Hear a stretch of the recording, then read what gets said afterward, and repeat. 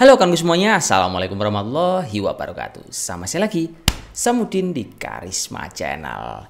Oke bro, saya mau ngumpulin orang-orang cari laptop yang harganya murah tapi pengen spek tinggi. Di segmen bukan baru tapi seru lagi. Dan kali ini laptop yang akan saya kasih informasinya sama kalian adalah laptop dari merek Toshiba yang tipenya adalah seri Toshiba Dynabook R73 Y Series. Ini produk harganya cukup bersahabat bro. Dia dibanderol di angka Rp3.599.000. Saya yakin 3 juta ini paling murah untuk kelas Core i5, tapi yang jelas second build up yang berkualitas. Terus buat teman-teman ini yang cari produk selain murah, terus juga pengen awet dan tahan lama, kayaknya merapat sini aja biar kalian tahu kelebihan dan kekurangan dari produk yang saya kasih informasinya sama kalian. Ini laptop, dia itu mirip seperti yang udah kita review harian Toshiba R73 juga, cuman bedanya ini dia menggunakan Core i5 generasi kelima serta dia RAM-nya cuma 8GB. Makanya bro, ini laptop harganya lebih murah di angka 3 jutaan aja. Terus produk ini kalau kita lihat detailnya, dia itu menggunakan prosesor dari Intel Core i5 yang 5300U series. Yang kalau kita detailkan, dia itu prosesornya kecepatan dasarnya di angka 2,3 GHz hingga 2,9 GHz. Terus ini produk VGA-nya juga termasuk integrated graphics. Jadi kalau teman-teman menggunakan produk ini untuk kebutuhan desain tinggi atau mungkin kalian kebutuhan gaming yang memang mentang-mentang Core i5, ya kayaknya agak salah-sasaran bro.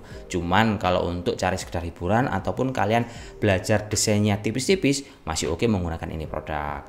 Karena ini laptop juga dilengkapi sama RAM yang udah 8GB DDR3. Dan RAM-nya ini dia dual channel loh bro, jadi 4GB x 2. Otomatis produk ini juga akan bisa kita manfaatkan atau kita upgrade lebih tinggi lagi, maksimalnya di angka 16GB. Tapi penyimpanan di varian produk Toshiba seri Dynabook yang kita review sekarang, dia itu lebih bagus loh bro, karena menggunakan jenisnya SSD M2 series yang kapasitasnya di angka 256GB. Cuman ini SSD, kalau kita tes kecepatannya pakai software Crystal Disk Mark, kecepatan baca dan tulisnya itu standar di angka 500 MB per second. Saya kira sih wajar karena juga harganya di angka 3 juta bro. Setidaknya ini lebih better dibandingkan penyimpanan hard disk yang konvensional. Terus juga ini laptop dilengkapi sama Windows 10. Jadi kalau kalian beli udah deh tinggal pakai tanpa harus repot-repot install pada ini laptop. Oke bro, setelah informasi spek tadi, saya mau kasih juga informasinya untuk desain fisik sama body pada perangkat Toshiba seri R73 Y series ini. Ini laptop kan dia memang second, tapi kalau kita lihat dia desainnya itu mulus loh bro. Dia dikasih warna hitam sama Toshiba, terus material casingnya juga berbahan dari plastik ABS. Jadi otomatis ini laptop bobotnya enteng di angka 1,1 kg. Kayaknya kalau di bobot 1,1 kg kayak gini akan cocok buat kalian yang suka kerjanya pindah-pindah tempat alias mobilitas yang tinggi sekali. Untuk yang selanjutnya juga ini laptop layarnya itu nggak umum bro. Dia dikasih layar sama Toshiba ukurannya 13,3 inch dengan resolusi HD, terus panel layarnya itu menggunakan TN dan kecerahan di angka 220 nits. Itu adalah kabar yang menurut saya kurang cocok di varian ini kalau kita bandingkan sama laptop baru. Tapi ini laptop masih ada nilai positifnya kalau saya berbicara pada layarnya. Nilai positifnya adalah pada segi anti glare-nya bro. Dengan adanya anti glare ini, kalau kita memanfaatkan laptop ini di dalam ataupun di luar ruangan, meskipun kondisi pencahayaannya redup ataupun terang sekalipun, dia akan tetap nyaman di mata kita. Jadi intinya ini laptop selain second mulus, layarnya juga masih eye-catching untuk digunakan bro. Jangan kalian minta IPS tapi sangat murah sekali ya, jawabannya nggak ada bro. Ini aja udah better, harga di bawah 5 juta tapi kita udah mendapatkan spek yang cukup tinggi.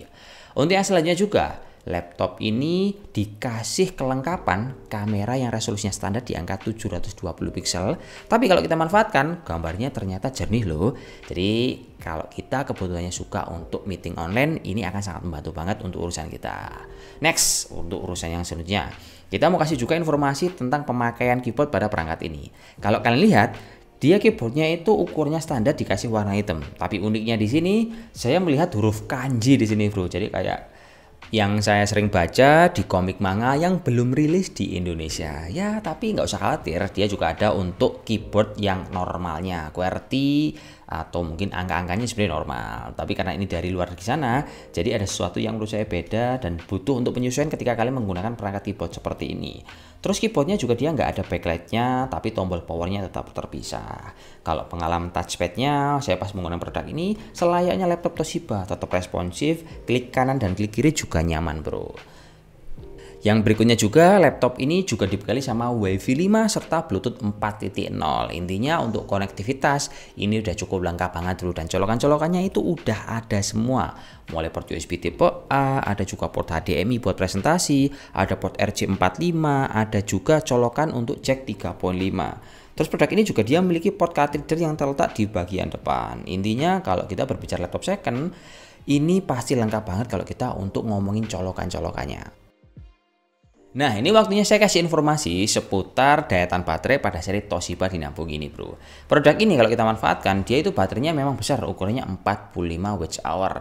Tapi pada faktanya ini pas kita tes si Panzer, dia cuma mampu bertahan hingga 1-2 jam. Sehingga kalau kalian manfaatkan ini produk untuk kebutuhan intensitas tinggi yang mobilitas cukup tinggi sekali-sekali, pindah dari satu tempat ke tempat yang lainnya, saya sarankan sering membawa charger, bro.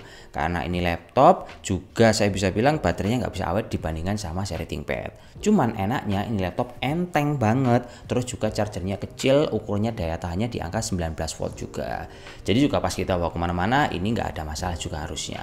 Terus produk ini yang menurut saya jadi minornya juga adalah dari segi audionya, bro. Ini laptop kalau kita dengarkan audionya cenderung terasa standar aja. Kalau dibandingkan sama seri ThinkPad, ya beda cerita, bro. ThinkPad ada Dolby-nya, kalau ini dia nggak ada. Jadi kembali lagi sama penilaian kalian. Tapi kalau kita tolak ukurnya sama harga dan spek yang tinggi, ini dia juara, bro. Harga murah tapi udah pakai Core i5 RAM 8GB juga.